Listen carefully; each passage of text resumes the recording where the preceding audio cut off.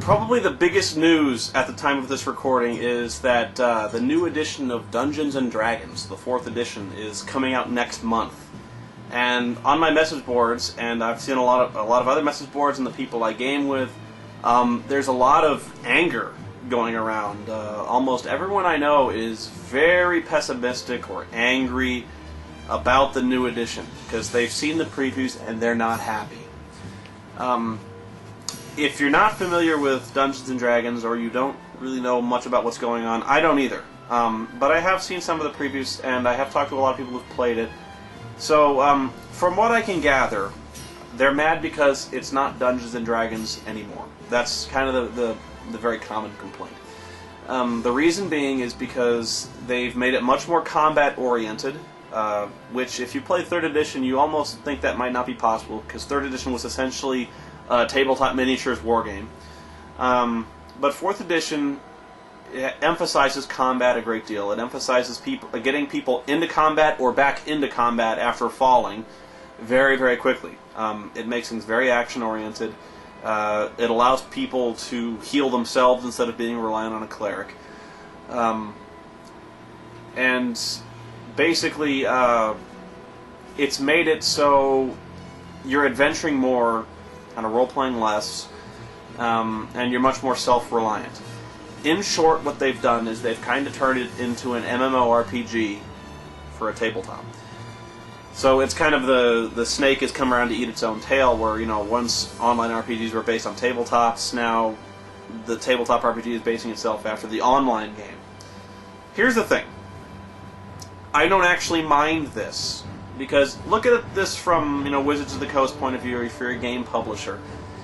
The RPG business is basically dead. I know. And if it's not dead, it's actually very minor. I know membership in the RPGA has probably never been bigger. I know that a lot of people still do play. But when you're looking at demographics and you're looking at marketing, you ask yourself, what are people playing? What are kids playing? What are teenagers playing? And the answer is, very briefly, World of Warcraft. It makes sense, then, to make a game that people can relate to. It's familiar to them. If you make a game that at least uses a lot of the kind of the tropes and a lot of the common elements of an MMORPG, you'll hook them. You'll get them into the game. They'll recognize things, they'll see it, and they'll be able to relate to it probably better than you would if you started throwing Tolkien-esque hobbits at them. If you started throwing Gandalf and stuff, and if it's not related to movies and things like that, I'm just saying that's how it's a very good piece of marketing, I think, if you're trying to get people into the game. And also, from what I've seen, it actually looks pretty good. Now, I haven't seen it, I don't have the books, and I think it's really too early to judge one way or the other. So that's another reason I'm kind of frustrated with people being so angry about it, is they don't know, they haven't seen, they haven't played the full game, and it's too early to judge. Same thing happened with 3rd edition. A lot of people decried that one before they ever saw it. And I'm by no means a 3rd edition apologist, but I don't think it was anywhere near as bad as a lot of people accuse it of being. I do agree that 3rd edition scaled horribly, in the sense that I think it was really only worth playing at early levels before things kind of plateaued. And by that I mean, I was never a fan of the skill and feat system in 3rd edition, which was really kind of the meat and potatoes of that game. But with skills, I found skills plateaued almost immediately. In the sense that by the time you reach 7th level, almost all of your major skills were sitting at like plus 18, plus 20, meaning every time you rolled a die, you were adding 20 to the roll, which was kind of ridiculous. You could almost never fail at even difficult tasks. So, even if you rolled a 1, you were still adding 20 to a roll. So, you almost could never fail. And some people would argue, yeah, exactly, if you're a 7th level thief, you should never fail opening and common lock.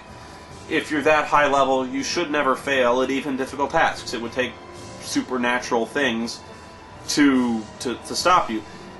And I kind of agree with that after a certain fashion. What I'm saying is it minimizes the die roll element. There's no... You're eliminating the chance factor. You're basically saying you're turning it into a diceless RPG. Like, I don't have to roll anymore. I just do this thing. I don't have to roll anymore to do this thing. I do it. Two hit rolls. Your two hit rolls would plateau to ridiculous levels. Your bonuses were just huge. Saving throws. I never liked the fact that anytime you were a wizard and you had to throw something with a saving throw, either you had to spend all your feats to make the saving throws for your spells much, much higher, or there was basically no point because the saving throw was around 14, 15, even for good spells. And most monsters could beat that with their eyes closed. There was just no challenge to it. Unless they rolled abysmally poorly, any character, any monster could beat your saving throw. So, I mean, you were kind of stuck doing an end run as a mage. Like, you would make a transmuter, or you'd make an enchanter, stuff that would buff yourself, buff items, give effects that you couldn't save against. Because, like, if you're throwing fireballs to save for half damage, they were almost always going to save. You threw a fireball against a rogue, he would save, take no damage. Things like that. So, for 4th edition, I'm saying it makes sense that they're basing it off an online RPG. I think it'll be pretty good for what they're basing it off of. It's not Dungeons and Dragons. I never said it was. It's gonna be different. You read it, if it's your thing, play it. The worst thing I don't know why you would get angry about something like that, because, okay, if it's not Dungeons and Dragons, if you don't like it, don't play it. It's as simple as that. I mean, if you want Dungeons and Dragons the way it used to be, play Dungeons and Dragons the way it used to be. I mean, I'm not saying, like, if you don't like it, get the hell out. I'm not being, like, an elitist. I'm not saying you're not going to be part of my little club. By all means, I'll play with you. I've got Dungeons and Dragons stuff all over my walls. I mean, I still would like to play AD&D. I still have the blue book. I have scans of the white book. I'll play any kind of those games. Keeping the old edition, there's no shame in that. It's not like all of a sudden your old books are obsolete and you're no longer allowed to play those things. If you liked AD&D, bring AD&D to the table. I'm pretty sure people will play with you. It's just a lot harder for people to get the books now, but share.